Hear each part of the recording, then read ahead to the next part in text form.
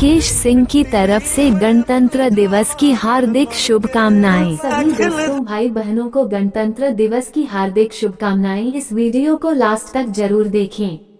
गणतंत्र दिवस आ चुका है और पूरा देश 26 जनवरी 2025 को 76वां गणतंत्र दिवस और संविधान लागू होने के 75 साल पूरे होने का जश्न मना रहा है।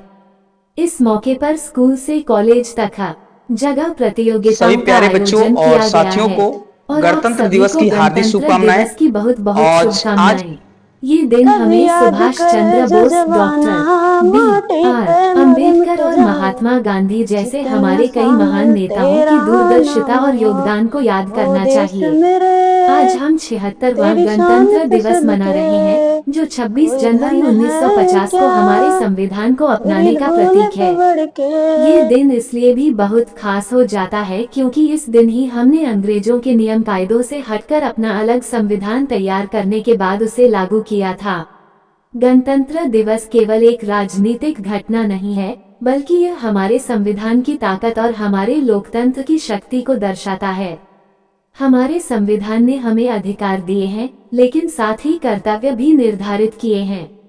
ये दिन हमें अपने कर्तव्यों का एहसास दिलाता है और एकता, अखंडता और सामाजिक समानता के महत्व को समझाता है। आजादी का ये पर्व हमें उन वीर सपूतों को याद दिलाता है जिन्होंने हमारे देश की आजादी के लिए अपना सर्वस्व न्योछावर कर दिया। महात्मा गांधी, सुभाष चंद्र बोस, भगत सिंह, चंद्रशेखर आजाद जैसे महान नेताओं ने अहिंसा और त्याग के मार्ग पर चलकर देश को आजाद कराया। आजादी के बाद हमारे देश को एक मजबूत आधार देने के लिए संविधान का निर्माण किया गया।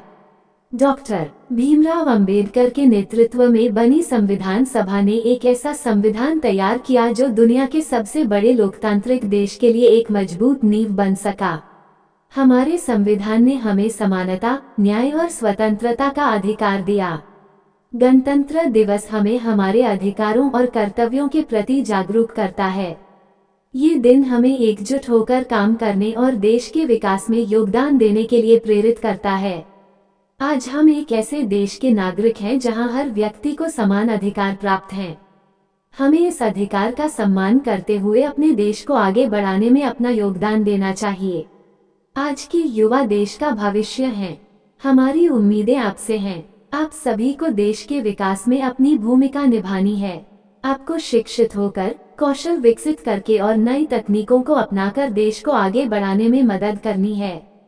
आपको देशभक्ति की भावना से ओतप्रोत होकर देश की सेवा करनी है।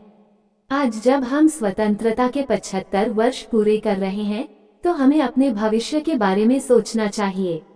हमें एक ऐसे भारत का निर्माण करना है जो वैश्विक स्तर पर एक मजबूत राष्ट्र के रूप में उभरे। हमें एक ऐसे भारत का निर्माण करना है जहां गरीबी, अशिक्षा और बेरोजगारी न हो।